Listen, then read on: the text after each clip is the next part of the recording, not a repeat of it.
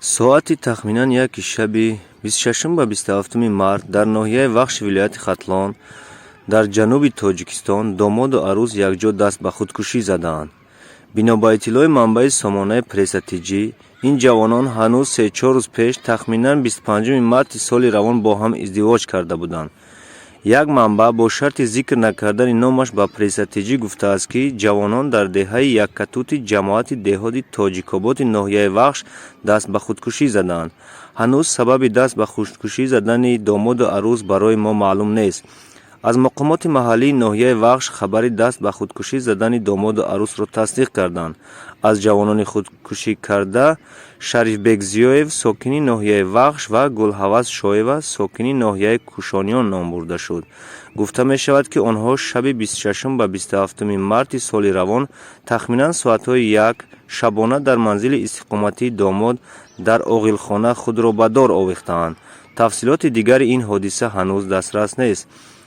сомонаи Орион Инфо иттилоъ додааст, ки ҳар сол дар Тоҷикистон беш аз 600 ҳолати худкушӣ ё қасди худкушӣ сабт мешавад.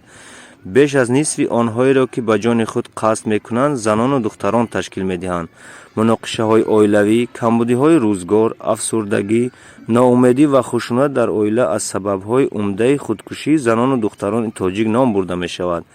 вале ҳолатҳои ба ҷавобгарии ҷиноятӣ кашонидани шавҳарон ва дигар аъзои оила бо ҷурми ба худкушӣ расонидан дар кишвар то ҳол ками дар кам аст. худкушии домоду арӯз дар Вахш аз нахустин мавридҳои якбора худро куштани домоду арӯз дар Тоҷикистон ном бурда мешавад, вале сабаби худкушии ин домоду арӯзи номурод номаълум боқӣ мемонад. барои маълумот, соли 2021 дар Тоҷикистон 518 ҳолати худкушӣ ва қасди худкушӣ сабт шудааст, ки ин назар ба соли қабл 47 маврид камтар аст. дар 246 маврид занону духтарон аз ҷумла 52 духтари ноболиғ ба ҷони худ қасд кардаанд. соли 2020 дар Тоҷикистон 272 ҳолати қасди худкушии занону духтарон